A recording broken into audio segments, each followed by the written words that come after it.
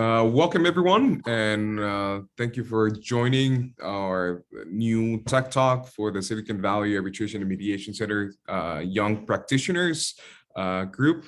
We are very excited about the talk today. For those that don't know me, my name is Mauricio Duarte. I'm one of the members of the steering committee, and I would say I am very, excited about having this panel. In fact, was one of the things that we highlighted that we wanted to get accomplished, this discussion about ODR with, known names in this space, and you're gonna see why once they talk about their, experiences, not only in academia, but on the actual building of startups on the ODR space. So thank you for joining us. And again, probably more attendees are gonna be joining us, but we wanna be respectful of everyone's time.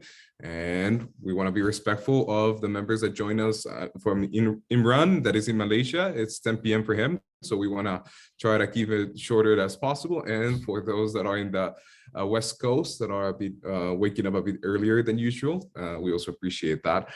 So to get started, I'm just going to make quick introductions about who we have today speaking with us. And I'm going to start first with Imran, and he is the host for this event.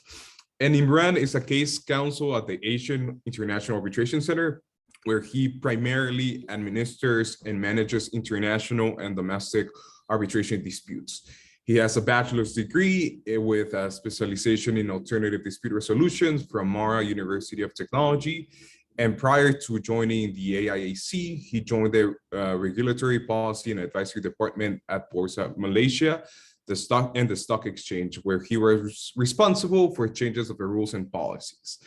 And Imran, as I mentioned, thank you for joining us, and appreciate you sacrificing your Friday evening. So welcome. Thank you for having me. And now I'm gonna make the introduction of the panelists who, again, probably all of you know some of them or have heard of them or have read something about them. So I'm gonna start with Colleen Rue is the CEO of Mediate.com. In 2011, Colleen co-founded Montreal.com, an online dispute resolution provider based in Silicon Valley, which was acquired by Tyler Technologies in 2017. From 2017 to 2020, Colleen served as vice president of ODR at Tyler Technologies. And from 2003 to 2011, Colleen was director of ODR for eBay and PayPal. Colleen, at the same time, is author of multiple books, such as Online Dispute Resolution for Business, and co-author of The New Handshake, ODR, and the Future of Consumer Protection. So I can go through his entire bio, but it's gonna take probably a week before I wrap it up. So thank you, Colleen, for joining us and being a part of this panel. Thank you, Mauricio. Happy to be here. Now I'm gonna go with Janet Martinez. She's the director of the Gold Negotiation and Mediation Program at Stanford Law School, where she teaches advanced negotiation, dispute system design, alternative dispute resolution, law policy, and practice. Her research focuses on dispute system design and online dispute resolution. And also she has been a senior associate, and she currently serves on the board of directors for the Consensus Building Institute, a nonprofit provider of dispute resolution services in the public and private sector. So thank you, Janet, for joining us and for waking earlier than usual as well for this event. And now I'm gonna make the introduction of my good friend, Federico, which I know he's joining us from Paris today. So we have let's see, the benefits that he was able to join us. And Federico is graduated in economics and philosophy from the University of Buenos Aires and holds a PhD in management from IAE Business School. He's the founder and CEO of Kleros, a legal tech company using game theory and blockchain technology in arbitration. As a pioneer in the ODR space, he focuses on the use of decentralized technology and has lectured at universities such as Stanford, Oxford, and Columbia, and international organizations such as UNCITRAL and the World International Property Organization. So thank you, Federico, for joining us, and looking forward to our discussion. And to get started, I'm going to introduce Rachel. Rachel joined us thankfully, because Shane couldn't join us today, that Shane is one of the co-founders of New Era ADR, but we're also excited to have someone representing New Era ADR. And Rachel Thompson is a strategic client development lead at New Era ADR. She's a long professional in the legal industry who has excelled in various strategic positions throughout law firms in the United States. Rachel was a senior global client manager at Baker McKenzie and also worked as a client relationship administrator at Perkins Coie and a business development and communication manager at Jones Day. So she holds also a BA in strategic communications from Miami University. So we're gonna get a lot of experience and a lot of insight, not only from the legal space, but on other items such as the business development and business ideas. So thank you, Rachel, for joining us. And with that, again, I appreciate everyone joining us and looking forward to the event. So Imran, I leave it up to you. So go ahead. Thank you, Mauricio, for the introduction. Now, before we begin, I would just like to provide our audience with a brief introduction to ODR. For those that may not be familiar with ODR, you may be wondering, what is ODR? So ODR is short for online dispute resolution. It refers to a broad set of technologies meant to either supplement or replace ways in which people have traditionally resolved their disputes. It's usually seen as the online alternative of ADR because it typically involves the use of ADR methods like negotiation, mediation, or arbitration, or a combination of all these three. While it may seem new, but ODR has actually been around since the 90s, I believe, and e-commerce companies like eBay have been using this method to provide their customers to resolve disputes. But it's not until recently that ODR has been gaining traction all over the world as people are becoming more familiar to the use of digital means. Now, this leads us to the first question for today. Colleen, so maybe I could start with you first. How would you assess the current status on the evolution of ODR? Well, thank you, Imran. And I'm so happy to be here with so many of my good friends. I think this is going to be such a rich conversation. I'm excited as an attendee to see where this all leads. You know, it's very exciting to see what's happening with ODR. I think there are kind of two pieces of the field. One is ODR sort of hitting ubiquity, becoming commonplace. I think that we're going to talk about the pandemic in a minute, but you know, ODR was originally created in the late 90s to focus on e-commerce disputes. And I think it's really become the norm in a lot of those target markets. But what we're seeing is a lot of ODR projects. The courts around the world have really embraced ODR in an exciting way. So we're seeing ODR projects crop up all over the place. I think New Era ADR is an excellent example of the next generation of mature startups. You know, these are real leaders in inside counsel and people that understand the way business is done, sort of making online dispute resolution the new, you know, it's the future of dispute resolution. But I would also say, because my good friend Federico is here, there is so much exciting innovation. I mean, it's not so much about what ODR can do today in terms of the projects that are, you know, commonplace. It's also what ODR is going to do tomorrow. And Federico's really been pioneering that conversation for a long time. But if you look at the things that Claros is doing with crowdsourcing, if you look at blockchain and smart contracts, if you think about the potential for AI and machine learning, it's really exciting. I think the last 20 years has just been a meteoric rise for ODR in terms of its increase in sophistication and its ubiquity around the world. I think the next 20 years are going to be even more exciting. So it's really wonderful to see all the innovation that's occurring. I think the other thing is a lot of ODR, and Jan and I have been collaborating on this, you know, for 20 plus years. It used to be really a US conversation and then maybe a US and Europe conversation. And now it seems to me most of the innovation is happening outside of the US and Europe. I think about Latin America, there's so much that's happening. India is, I think, the hottest geography in the world for ODR. We just had our ODR forum meeting in Dublin, and you know, we heard presentations from every corner of the planet. There's ODR Latino America, there's ODR Africa. So it's a very, very exciting time. It's hard for those of us who love ODR to keep track of everything that's going on. You know, that's a full-time job in and of itself. And the other thing that I would mention is I think the field is now maturing, and we're creating ethical standards, and we're creating auditing, and we're creating sort of the governance layer of ODR.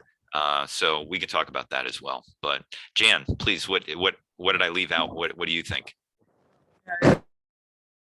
Colin said we've been teaching and thinking and writing together for a long time. So I'm not going to diverge too far from what Colin just said, but I do take a view of ODR as a component in system design. And when by system design, I mean, what are the combinations of processes that are put together for dealing with a stream of particular disputes? And I think in terms of design, ODR has really contributed to achieving the goals that you're trying to do. And Rachel's going to talk about particular applications. Case management can be a goal, efficiency can be a goal. Access to justice is really the watchword in dispute resolution generally. And in terms of access, do we talk about access to the law, access to lawyers, access to resolution? So I think there are different versions of access to justice wherein ODR can really contribute. Second, after the goals, I think is the notion of process. And ODR really facilitates process options. Both the domain of those disputes can be in the public domain, private domain, online commerce domain. Each of these is in application, and then also in terms of function. So what are the process functions that ODR really facilitates? The diagnosis is the really power of information, access to facilitation. So you have online tools that help the parties reach agreement using a third-party neutral or third-party technology, which Ethan Cash is designed as the fourth party. So really thinking about how ODR is going to assist not only in diagnosing and facilitating the parties and information, but also the resolution of these disputes. So I think these are the kinds of things that ODR has contributed to the certainly in the last 20 years. Well, thank you, Colleen. Thank you, Janet, as well, for such explanation. Now, moving forward, considering the current status of ODR industry, Federico, how would you say Claros is being used as a platform to solve disputes? Also, maybe you can tell us a little bit about Claros and what it does to those that may not know. Sure. So Claros is a platform that does decentralized justice. It's a new field that is based on the use of crowdsourcing, blockchain, and game theory for solving disputes. So let me give you a very short example. Let's say I hire you to make a video for me, for my company, and then we're in different countries. And then if there's a dispute with you, I'm not going to go to sue you in court. I'm not going to go to arbitration for like a $500 video. So Claros is a tool that you can use. Let's say I put my funds into a smart contract escrow, and then we both agree that if to solve it, like the arbitration seat, let's say. So the dispute starts, then the dispute information is sent to Claros. Claros sells the evidence, so they see the contract, they see the agreement, and they see the product. And then each of them independently vote on who is right about the claim. And then this executes the smart contract. If I win, I get the money. If you win, you get the money. And there is a very sophisticated system of game theory to incentivize these jurors to, behave honestly in the claims that they have to solve and avoid bribing and avoid a number of other malicious behaviors. So this is like Claros in a nutshell. And this system is especially crafted for a new reality that we are seeing in the world of commerce and in the world of disputes, because of a number of elements coming from the internet, coming into more aspects of our lives, a larger part of the economy, governed by the internet. So we are starting to have lots and lots of smaller claims across boundaries between people who are basically anonymous at some point. I mean, sometimes you hire someone on the internet to build some software or whatever, and then this is just an avatar in a VR world. And I don't get started on the metaverse. We can discuss that later if you want, but this is something that is becoming more and more commonplace. So we need a system that can resolve these claims in a way that is fair, of course, in a way that is like fast because of the times of the internet, and in a way that is affordable in order to be able to resolve these like small value claims that are popping up by the millions across the boundaries. Okay, thank you so much, Federico. Now, Rachel, similar question to you. How would you say the reception of New Era or the ADR has been since it was launched? And maybe you can tell us a little bit about New Era ADR and what it does to those that may not know as well. Sure. Thank you. So New Era was launched 1 year ago last month, and the genesis was the founders were former litigators, in-house counsel professionals. They wished they had something like New Era when they were practicing and trying to resolve disputes, because it is a new, completely simplified, streamlined process, a platform that has been developed by our engineers to be very user-friendly. And so the goal is reducing the cost, the time, and increasing in efficiency to resolve disputes. And that has been very well received by the industry. I think that was evidenced by the enthusiasm around our seed round. And I would say that similar to what Federico was saying, there's been a lot of excitement about just removing the gamesmanship that previously was, rampant in courts and traditional ADR, where now we can say this is just the most fair and simplified process to resolving, mediating, arbitrating different disputes. So we're trying to do it faster, and then with a cost certainty element of it as well, to help businesses plan and, to Janet's point, make it more accessible to anyone who is looking for a resolution. Thank you, Rachel. We've talked about how ODR is expanding to the more recent advanced ODR initiatives like New Era ADR and Claros. Now, the COVID-19 outbreak has certainly led to a rapid reshaping of how future disputes will go forward. So I would like to ask Colleen and Federico. Colleen, maybe you can start first. So how did the COVID-19 pandemic affect the ODR space? Well, I think we're still trying to figure that out a little bit, to be honest. I mean, ODR was already advancing rapidly before COVID-19. I mean, Federico and I had conversations before about sort of ODR is the future of ADR. I mean, even 10, 15 years ago, if you were to squint your eyes and look into the future, it's kind of like, it's kind of hard to tell ADR from ODR. Technology is transforming every industry in our society, from medicine to finance to entertainment. Now it's transforming the law, and it's transforming dispute resolution. So, I mean, I can remember a piece that I wrote even 10 years ago saying one day, everything was going to be over video. I mean, this exchange is incredible to think about how many international participants we have, the quality of the audio. I mean, Jan and I've been around long enough to remember the grainy postage stamps, video that we had back in 2003, and the notion that now we would all just be able to log into Zoom and have this conversation in HD.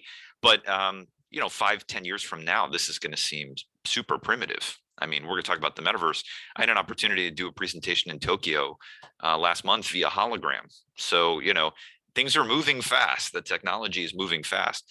And I think when COVID hit, all of the work that we had done in ODR, I had so many practitioners, mediators, and arbitrators around the world that had said to me, you can't do this online. Has to be face-to-face. You've got to be sitting at the table. You have to be able to look in their eyes. You have to be able to see the toe tapping. Like we'll never be able to do this online. So then COVID hits, everything shuts down. And very quickly, courts and mediators and arbitral institutions have to figure out, well, okay, well, how can we do this online? So I'm glad Zoom was here because I think a lot of people just defaulted to Zoom. I call Zoom the gateway drug of ODR. And then suddenly it became the norm. And practitioners that had never practiced online, they started working over Zoom, and then they say, oh, wow, well, this is kind of interesting. And now I can use these breakout rooms, and, we can have multiple conversations in a day, and we can use the chat, and we can jointly edit documents. So, of course, now we say, oh, we're getting to the other side of the pandemic. We'll see. We've said that several times before. But I think that now online interaction, if you look at surveys of practitioners, online interaction is now the default. And a lot of people default to Zoom first.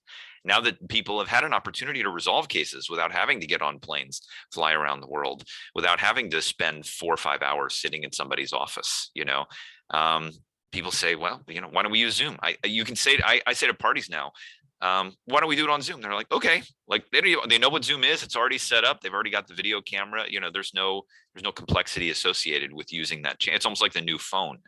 So I really think, the pandemic made ODR, really pushed ODR being the default enormously, and it accelerated the trends that were already in place. And now what I find is people are saying, what's next? What's next? I remember I was in the Peace Corps in Eritrea from 95 to 97, which is right when the internet was taking off. I mean, I was a nerd. I was on the bulletin boards. I loved it. When I left in 95, there was no internet.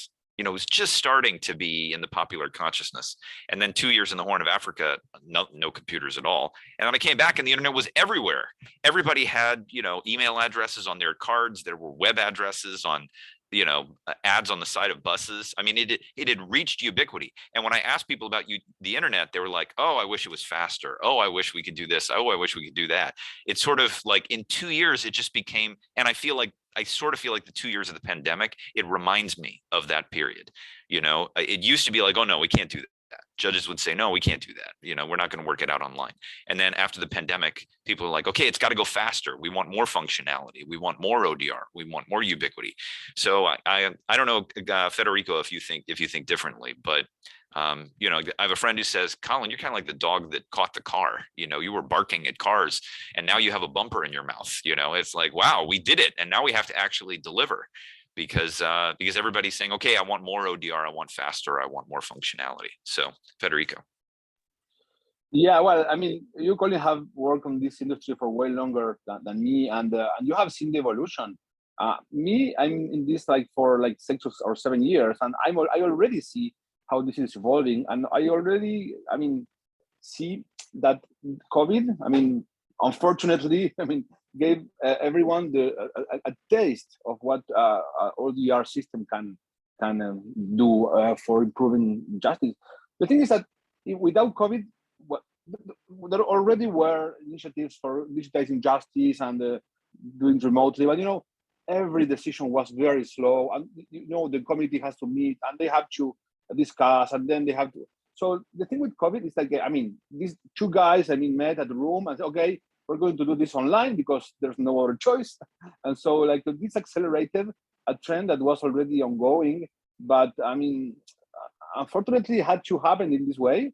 But it produced a change in mindset that was hard to see as fast as, let's say 3 years ago, Colin, would you have imagined that you would have courts doing online sessions? For me, it was impossible to imagine.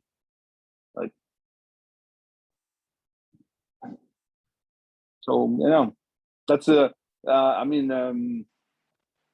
collateral damage, the collateral benefit of COVID was that we got an acceleration of this, but it was going to happen anyway. And well, then we can speak about the metaverse if you want. Very well, Federico. Thank you so much, Colin and Federico.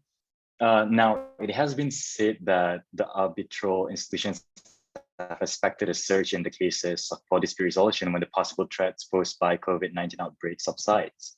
So are there any concerns that many of the efforts we saw over the pandemic to promote ODR during the COVID-19 pandemic might be retracted or pulled back? So Janet, maybe you want to start first? Thank you. I'm building what Colin and Federico just said. I think it's clear that providers have achieved the demand, and so they are providing the services that the parties want. I think the other side of that is that the consumers of processes have gotten used to it. And so both sides, the provider and the consumer of ODR services, have really raised the bar in many ways. And your question is whether is there going to be a swing back when the pandemic isn't so much a concern. My sense from talking to people with major dispute resolution firms is the clients like it, and they're not ready to hop back on a plane and give up 3 days for a 4-hour hearing. And so I think the cost benefit analysis in terms of time, energy, and efficiency is really going, there may be a swing back because the novelty of meeting in person to resolve a dispute may be quite appealing, but at the same time, people are balancing the rest of the other factors for dispute resolution. And so I think not, but what I do see, what is perhaps in demand is the ethics and the regulation of ODR practice. And so the consistency, as Colin said, it's everywhere. It's on every continent. And does that matter? So we can hire ODR service in any continent, anywhere, and it's accessible to us. But question is whether does it follow the same rules and consistency and ethical standards that other consumers demand. So really wrestling with this, certainly Europe, US, Canada, North America generally, and internationally, is a real question on how do we define the boundaries of ODR and what are the standards that we expect providers to comply with. Thank you, Janet. Rachel, do you have anything to add to that? I would say the green aspect of it too is just, giving up their time to travel, but also just the impact that has on the environment. I think will become, much more talked about as climate change is discussed. And I know living here in Montana, we had significant wildfires last year, and those things affect travel and the ability. My husband is traveling this week and his flight just got canceled getting in today because of weather. There's just this unpredictability of it. And I did see Freshfields posted a article this week, and it said that offsetting the carbon emissions of a medium-sized arbitration would require planting nearly 20,000 trees. And that is equivalent to 20,000 trees, all the trees in New York Central Park. So just to put that in perspective. And so I think that there is just a global environmental benefit to resolving these disputes online. Thank you so much, Rachel. You brought a really good points on climate change. Now, I'd just like to remind everyone, all of our audience, if you have questions for our speakers, you may use the chat feature in the Zoom meeting, and I'll read your questions out loud by the end of the session. Now, next, I would like to dive a bit more into the future trends of ODR. We've heard a lot about metaverse lately, and there's always an intention to bring ODR to the metaverse. Federico, what are your thoughts on that intersection between ODR and the metaverse? Are we still years away? Or will it be sooner than, or will it be here sooner than we think? I think it depends a lot on how we define metaverse, because in some way, we have already been doing justice in the metaverse in ways that we typically don't see as justice. But for example, I mean, when eBay had a dispute resolution system in an online platform, it kind of was a justice system for, an online jurisdiction, right? And when some Facebook moderator or Instagram moderator or Twitter, shuts down an account because of some non-compliance with the terms and conditions, it's kind of a decision that is like done by a judge, if you want, and that can have a very important impact on the person that is banned. And so these are like mini trials that are happening on these online platforms where we spend more and more time of our lives and where we get more and more, part of our income, right? So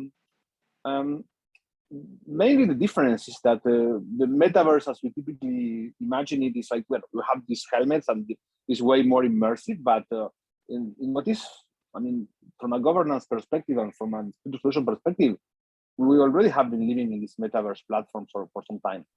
So what's coming is that these platforms are going to, I think, move to Web3. So instead of like being companies that are managed by a management team and that they make all of the decisions by a centralized management team, so we will have way more involvement of the users. They were more like cooperatives. This is a cooperatives where users can vote on making the rules of engagement and also on resolving the disputes that happen in those platforms, right? And this is like a great fit for crowdsourced methods for dispute solution, be it Kleros or be it some other. So if users are like the owners of these platforms, so why shouldn't the users also be those who resolve the claims of those platforms? So it's like a natural evolution, and I think that's how it's going to work more and more in the metaverse world.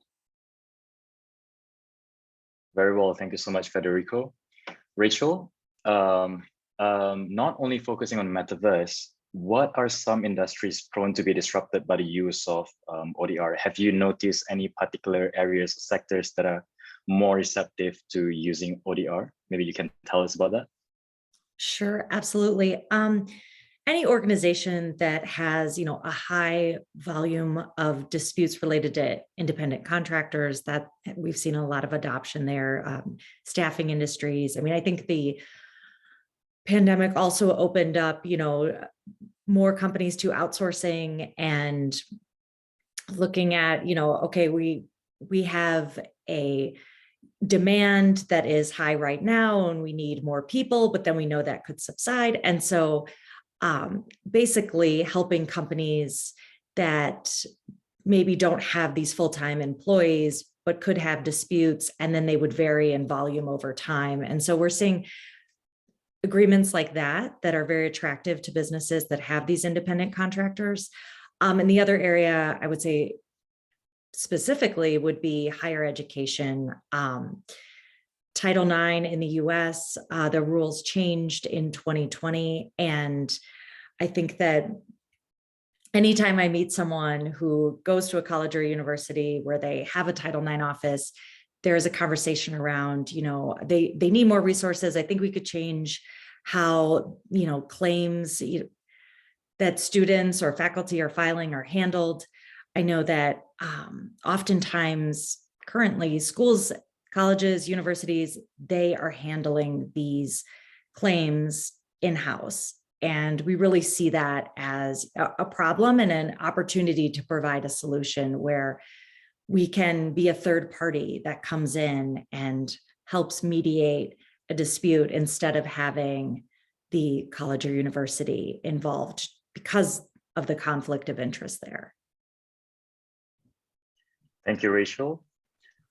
Janet, maybe you can share with us, like, what role does academia play in helping the adoption and growth of ODR? Thank you. So many opportunities. I think two areas that I can identify is one is what we've already talked about in terms of ethical and operating standards. And is there going to be some standardization on what you can expect from an ODR process in terms of privacy and security?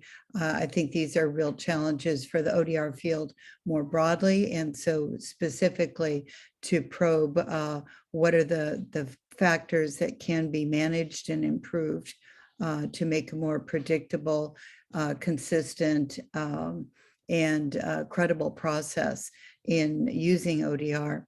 The other piece that I think academia can offer is just the interdisciplinarity of what ODR means. And so interoperability is a big question more broadly. So I think thinking, how do the social behavior, how do the computer science people, how do the legal people, how do these all are participants in the design and in management of ODR processes and how they fit together. So I think in terms of process, thinking about ODR as an overlap or a spectrum of both human and AI elements, and how do they shift? What is the whole spectrum of ODR process, and where is the human element? If any, it may not even be present in some of the ODR options, and how are those balanced, and who decides? Is it some authority? Is it the individual provider? Is it the consumer who wants a certain set of parameters achieved in their process? So I think academia can help in thinking about those elements, can bring together experts in those various aspects and have some effort to really integrate all the advantages that might be achieved. Thank you, Janet. Colleen, what could be some of the biggest impediments to the growth and scalability of ODR? Maybe you can tell us about that. Yeah, I mean, I think we've all had the experience, all of the panelists on this call. The barriers to adoption of ODR are not technological. They're human. It's mainly human inertia. It's human processes. You know, I think we can sit here and list all of the reasons why online dispute resolution is more efficient, it's greener, it's more effective, it's more convenient, it's cheaper.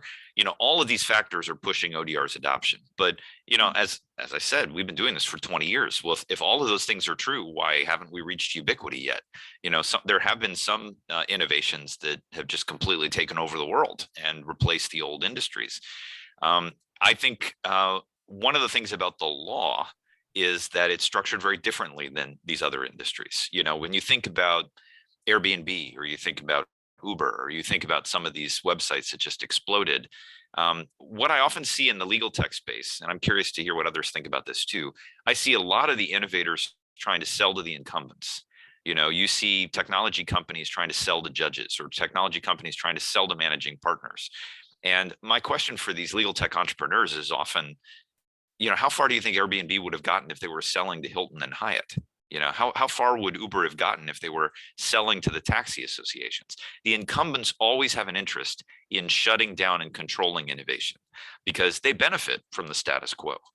So, you know, there's a quote from Upton Sinclair, a famous writer in the United States, that said, it's almost impossible to get a man to understand the truth if his paycheck is dependent on him not understanding that truth. And I think that that's what we see in a lot of the areas where we're trying to get traction. People have an incentive to continue with the status quo. But what I also feel like ODR is sort of, you know, I think about, you know, Federico knows a lot about the virtual currency space and decentralized finance. You know, it was around for a long time and people were talking about it and it was out there, but it never really reached ubiquity until you have websites like Coinbase, which sort of make it safe and make it easy to navigate, and anybody can log in. Now you have Robinhood and you have PayPal, you can go buy Ethereum and Bitcoin. You know, it reached a level of ubiquity because the mainstream players, they sort of said, oh yeah, we're going to do this. And I feel like ODR, we're not quite at that point yet. We're still waiting for the ODR Coinbase. Now, maybe it's going to be new era ADR, I don't know. But, you know, to take an innovation that's been proven, it's been tested, we've worked on it over time, we know it delivers these benefits, you know, for somebody to come in and then sort of turn the corner on ubiquity. I think it's a quote from Gandhi that talks about making change, where at the beginning they ignore you, and then you start to get more traction, and then they make fun of you, and then you get a little bit more traction, and then they start to argue with you, and then it happens, and then they say, oh yeah, we always knew you were right. I mean, we agreed. And I sort of feel like ODR is going through all of those phases. I mean, When Malcolm Gladwell talks about the tipping point, going from 1% to 2% is incredibly hard, but 2 to 4 is a little bit easier, and 4 to 8 is a little bit easier, and then 8 to 100 happens overnight. And I feel like that's happening. At least this is a slow industry because the law is a monopoly. You can't go into small claims court and say, I hate the small claims court, I'm going to go to the other small claims court. There's no really justice system B that you can opt into. So that's why I think the defenses, the bulwarks around the field, it's harder to breach them than in other industries. I mean, the financial industry, it's so competitive that when somebody creates a product that gives them a slight technological or competitive advantage, everybody switches overnight. And in the courts, it just doesn't work that way. The courts don't have to compete with each other. So they don't have that same competitive pressure, which is compelling innovation. So I think the barriers are human, but I think slowly but surely we are surmounting them. I think COVID is not like I want to be on team COVID. I'm not rooting for the disease, but I think it changed a lot of attitudes. People tried the technology and they say, oh, I actually love this technology. So, slowly but surely we're chipping away. And I don't know if it's going to be the kind of thing where, we get to 8% and then boom, overnight we get to 100. But it does seem to me that ODR's ascent is inevitable. I think I describe it in one of my books as sort of a tidal process. It's going to happen. We know it's going to happen. It's just a question of how long it's going to take. So I don't know if others have different thoughts than that, but that's my sense.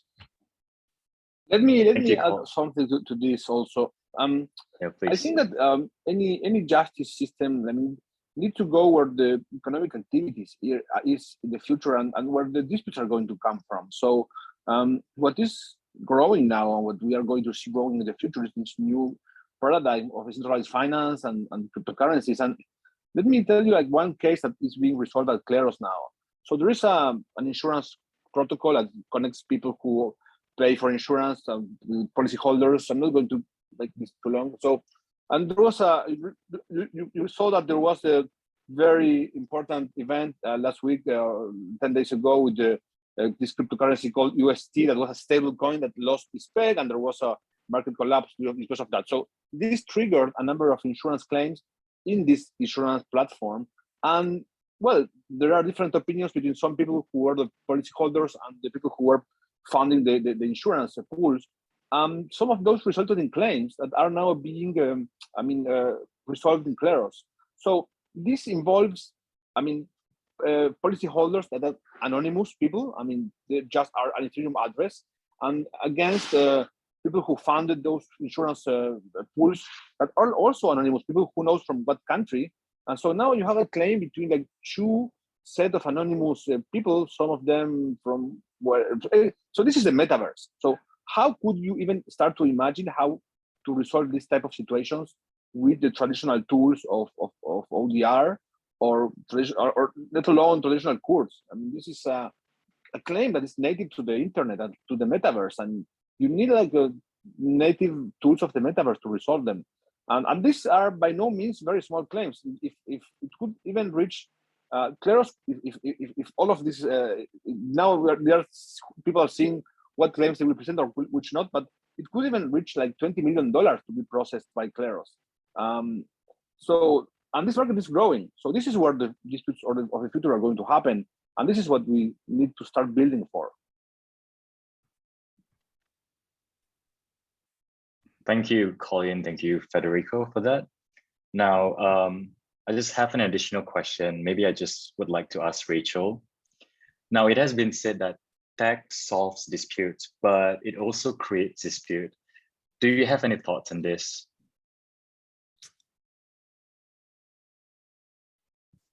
Yes. I guess, so you're saying that, is this the arguing phase that Colin was talking about, where people challenge what we are trying to do? Yes.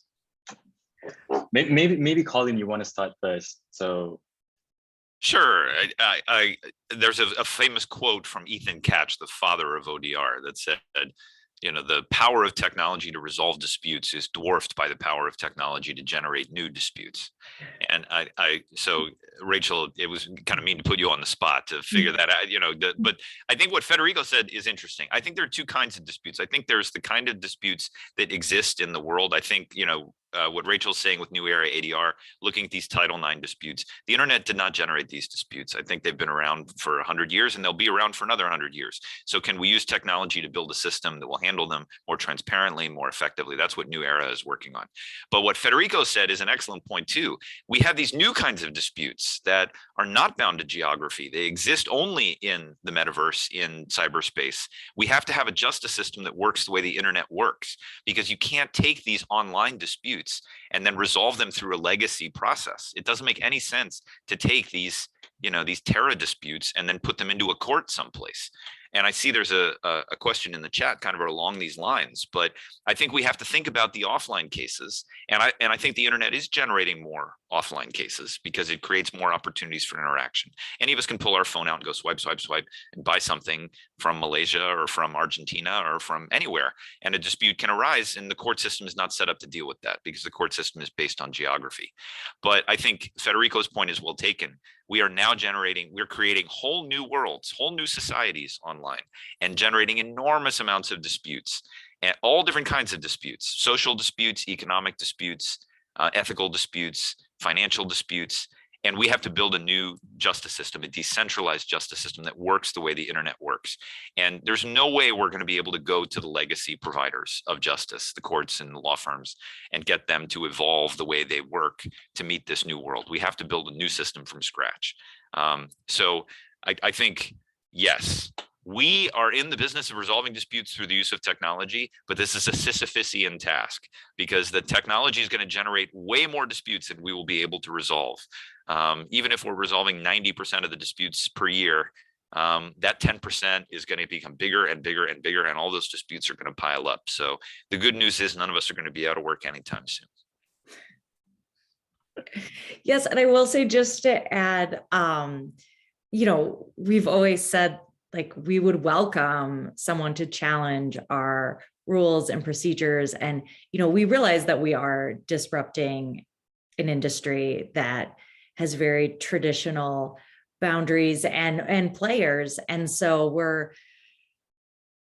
we expect that will happen. And I was also at CLOC recently, where that is the legal operations professionals, their consortium. And that conference has grown to 2,500 participants. And that's, I think, it's incredible just how much you're seeing these law firms, kind of, Colin, to your earlier point, thinking about disputes differently, how they are within law firms, within companies, resolving these and being more open-minded in a sense. So I think we're still kind of arguing, and creating new disputes in this space, but at the same time, I think we are seeing more adoption and acceptance. Thank you so much, Colin and Rachel. To finish the panel, I would like to ask one last question before we move forward to the Q&A. In less than a minute, could each one of you look into your magic ball and quickly share with us what is something that you envision about the future of ODR? And maybe, Janet, you want to start first? So that gives me the whole universe of topics I can think of. I think what strikes me in terms of my system orientation is thinking the different functions of dispute resolution and the data gathering and the information exchange, the information holding and accumulation. I think there's such power in that that can be shifted over into the ODR capacities. And then that gives a basis that is going to enable better diagnosis what is the problem here? What do we need to know to solve it? If that can be automated in some fashion, in the power of AI and the algorithms to help diagnose, and then consider what are the functions that you need to start resolving, and also predicting what is likely to happen. ODR is doing that already, but it absolutely can be expanded and regulated in some way so that it's reliable and credible as a function within the ODR universe. Thank you, Janet. Federico? Yeah, sure. So I think that the most important thing is to understand that we are living in a new social world, and this will bring new types of disputes. What I envision is that there's going to be like a threefold division in how these disputes are going to be resolved. So for more simple disputes and more like mechanical things, I think machine learning is just going to automate things, and there's not even any need for humans to be involved. Then there's other more complex disputes, or which involve trying to study the intentions of agents, and still small claims, but not the type of claims that can be like fully automated, because of machines are not good at understanding human aspects, intentions, and other things that I think that was going to be the realm of decentralized justice, and it's crowdsourcing of humans who can analyze these situations better than machines. And still there's going to be another like big space that involves like more complex types of disputes, like multiple parties disputes, or disputes that really require some like legal reasoning or some specific like legal training. I think that's still going to be, the work of traditional lawyers or traditional ODR experts, and procedures are going to be more like they are now. Of course, online and ODR, but still like with the same structure of one like hearings, or like with the arbitrator or mediator. So we imagine the world evolving in that direction. And yeah, because that's the way where the economy and the society is going, and the ODR needs to follow suit with that. Thank you, Federico. Rachel, do you have anything to add to that? I would say that New Era is meeting the market where it is right now. And when I'm thinking about the future, I'm thinking about like next year, the year after that. So it's fascinating to hear about, like a decade later, what could be possible. One thing that we're starting to look at is, how do we serve underserved communities? How do we reach people who don't have fast internet? And I think that we're trying to look at, how do we reach the widest audience possible in the future before we focus on, not to say before we focus on, but we're trying to reach the most people as possible as soon as we can, and not only focus on the companies or individuals that have the means to do things that we would love to, or that we can develop. But basically, we're trying to involve neutrals who haven't traditionally chosen maybe to pursue that profession, but are more reflective of the population, and diversifying the people that come into ODR, and whether that is to decide cases or to use the platform. So I think when I think about the future, it's much more, shorter term, immediate right now, like how do we reach more people and a diverse group of people? Thank you, Rachel. I also believe that this is a problem for developing countries in terms of accessibility. Thank you so much. So Colleen, you want to wrap this up? Sure. I mean, I think this has been a great conversation, and a lot of grist for the mill. I think Rachel's right. We have to think very practically about what can we do today? How do we build this future brick by brick? Federico's got his eye on the future, talking about this new decentralized justice. I think we have to keep both of these things in our minds. I actually think one of the great things about ODR, as Federico said, let's let 1,000 flowers bloom. Let's let 10,000, 100,000 flowers bloom. I think I've got Frank Sander here over my shoulder, one of the fathers of ADR, and he talked about the multi-door courthouse. And I think it's great for us to have this diversity, to be building these ODR solutions all around the world. But, predicting the future is always a bit of a dicey business. But I will say, Jan mentioned before the notion of the fourth party. I think we are going to become much more comfortable over the next 10, 20 years with algorithms playing a role, not only in deciding our cases, but coaching us, agents acting on our behalf, evaluating our BATNAs and our WATNAs and our ZOPAs. I think that algorithms are going to take over not only just in dispute resolution, I think in many, many areas of our lives. Once we hit quantum computing, once we see AI and ML really scale, I think we're going to be fine with computers driving our cars, and we're going to be fine with computers deciding our cases. And so it's going to seem creepy for a while, but I think it's inevitable that it's going to occur. So, I can't wait to see it. Hopefully I'll see that before I kick the bucket, but that's what I think is coming. Thank you, Colleen. Thank you, everyone. Now let's move forward to the Q&As.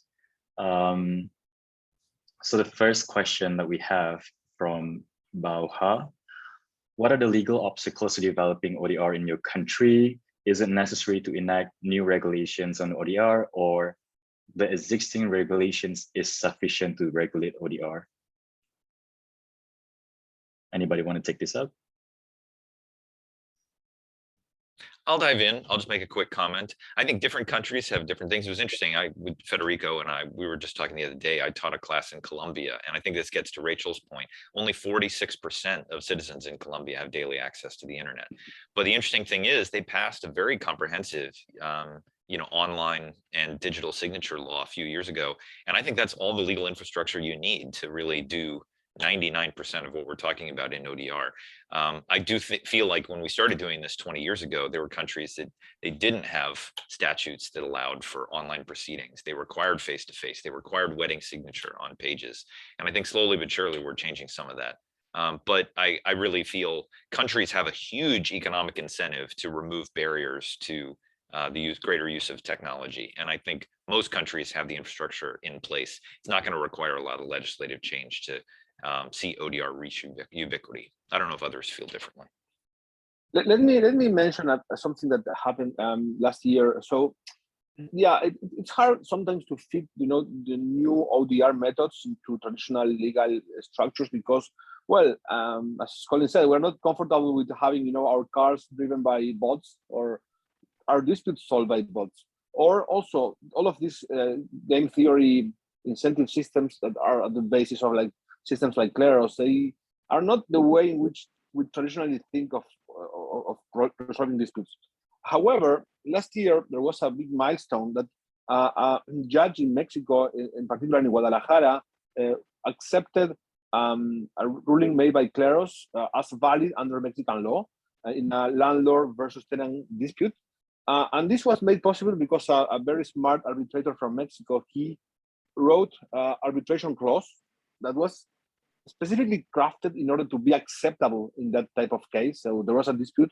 This went to Kleros. Kleros made a ruling, and this was accepted by the judge and enforced. So even without having a change in legislation, with a smart enough lawyer and the knowledge of how to write a good arbitration clause, we can still hijack the system by start to introduce ODR in traditional cases, right? So there's a lot of more things I could say about how to write these ODR clauses, and this depends also on the jurisdiction where you are operating, but it's possible to do it, and it was proven last year in Mexico. I was just going to add, I think, into Colin and Federico's comment, the tension around the unauthorized practice of law. So if you have more functionality being run through ODR systems that may not necessarily involve lawyers in their traditional space, then there may be some tension. I don't know about other countries and whether they feel as protective of their legal industry. But that may be one issue that will have to be addressed. Well, thank you all for answering the question. Mauricio, I'll pass it to you.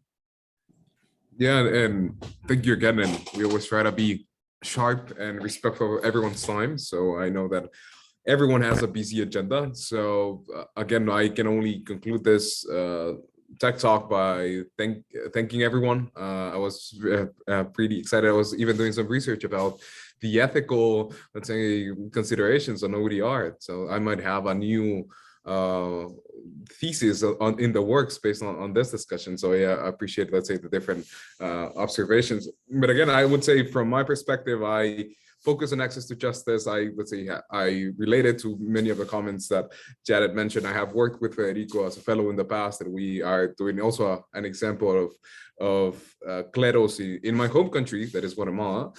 So there are interesting, let's say, paths to the future of ODR. So my call to action is get involved if you are interested in the future of disputes. Again, this, as Colleen mentioned, this is going to keep growing and growing.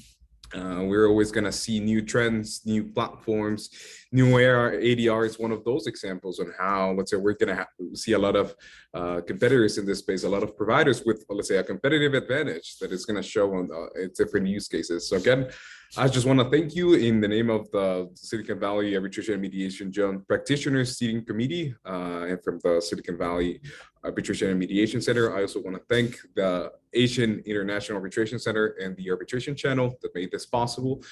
And again, I hope that you can join us on our next Tech Talk. I think it's in 2 weeks, and we're going to be talking about cybersecurity in arbitrations. So thank you all again. I hope you have a great Friday and a great weekend. And with that, I think we can wrap it up, Brand. So thank you, everyone, and have a great weekend.